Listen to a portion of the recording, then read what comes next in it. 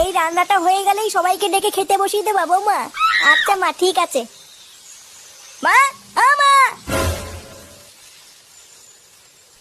এই বাঞ্চতটা এখানে কেন এসছে? তুই কার কথা বলছিস? এই যে মাসিমা, আমার কথা বলছি গো। আপনার ছেলেটা না খুব দুষ্টু, একটু ইয়ার কিউ বোঝে না বাবা গো বাবা। হ্যাঁ গো, তুমি আমার ভাইকে গালাগালি দিলে। বাড়াতে গালাগালি দেবো না তো কি দেবো? ও বলছো তার বাল, বাড়া আমাকে ঘরে একা পেয়ে আমার প্যান্টের ভিতরে হাত ঢুকে দিয়েছে। মা গো মা, জামাই বাবু তুমি অত রেগে যাচ্ছ কেন? আমি তো তোমার শুধু একটু সাইজটা দেখছিলাম গো। কি ছিল হোম তার বাল? বাড়ি গিয়ে বাবার সাইজ দেখবি যা। কি সব উল্টো পাল্টা কথা বলছিস তুই? যা বলেছি ঠিকই বলেছি। লেওরা আজকে প্যান্টের ভিতরে হাত ঢুকে দিচ্ছে, কালকে তো বলবে হালকা করে পুঙাও মেরে দাও। এই কি হয়েছে রে? এত চেঁচামেচি কিসের? দেখুন না মেশামশাই, মা গো মা, আপনার ছেলে একটু ইয়ার কিউ বোঝে না। ওটাই আর কি ছিল বাঞ্চদ? দেখেছেন তো কিভাবে বলছে। দেখো মা, আমি কিন্তু বলে দিচ্ছি, এই চুদির ভাই যদি বাড়িতে থাকে আমি কিন্তু বাড়ি থাকবো না, বলে দিলাম।